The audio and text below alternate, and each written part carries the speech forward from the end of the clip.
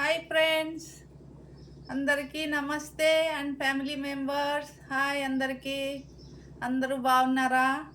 ఇదిగో చూడండి, మరొక్కసారి మీ ముందుకు వచ్చాను మరొక వీడియోతో.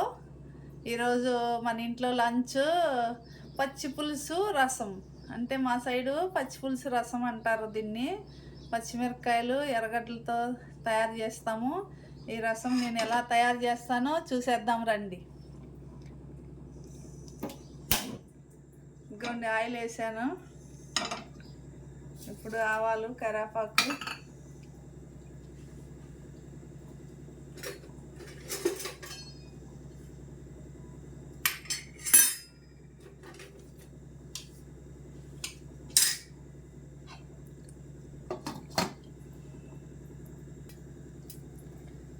ఆయిల్ అయితే వేడెక్కిపోయింది. ఆవాలు వేద్దాం.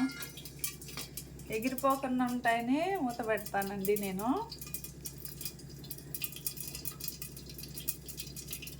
చూడండి ఎట్లా చిట్లుతున్నాయో.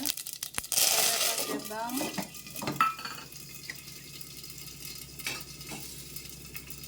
ఇప్పుడైతే కట్ చేసి పెట్టుకున్నాను పచ్చిమిరపకాయలు, ఎర్రగడ్డలు. ఇప్పుడు వేసేద్దాం.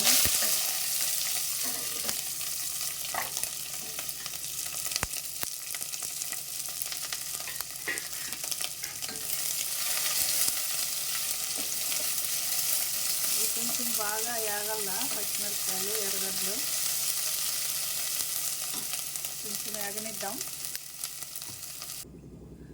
ఇప్పుడైతే ఎర్రగడ్డలు, పచ్చిమిరపకాయలు బాగా వేగిపోయినాయి, గోల్డెన్ కలర్ వచ్చినాయి చూడండి. ఇప్పుడు ఇందులో నేను మెంతి పొడి, ధనియాల పొడి, పసుపు, జీలకర్ర వేస్తున్నాను.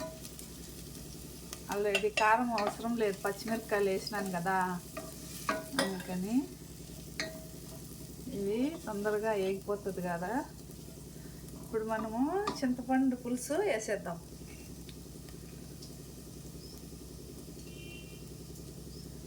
చింతపండు నానబెట్టి కలిపి ఉంచుకున్నాను.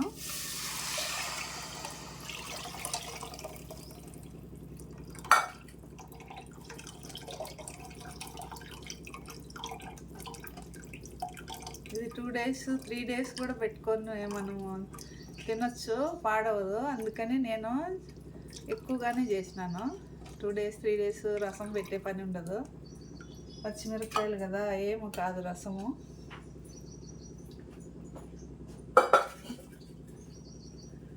ఇప్పుడు ఉప్పు వేద్దాం.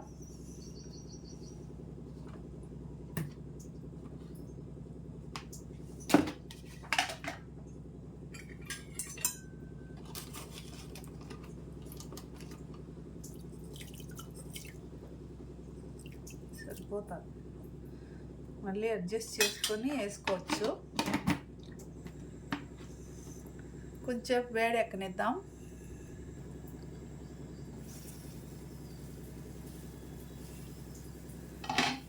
రసం ఉడుకుతుంది.